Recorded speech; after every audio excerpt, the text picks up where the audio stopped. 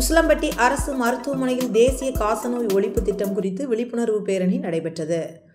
தமிழகம் முழுவதும் பொதுமக்கள் நலன் கருதி தமிழக அரசு மற்றும் சுகாதாரத்துறை சார்பில் காசநோய் குறித்து விழிப்புணர்வு ஏற்படுத்தப்பட்டு வருகிறது.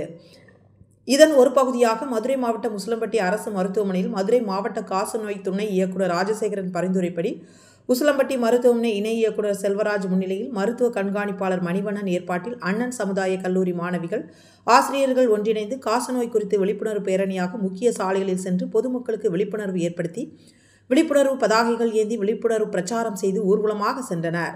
இதில் உசிலம்பட்டி மருத்துவமனை நிலைய மருத்துவர் மாதவன், காசநோய் மருத்துவர் கார்மியலின், அன்னை சமுதாய கல்லூரி முதல்வர் அமுதமுருகன் மற்றும் ஆசிரியர்கள், மாணவிகள், மருத்துவமனை பணியாளர்கள் பங்கேற்றனர்.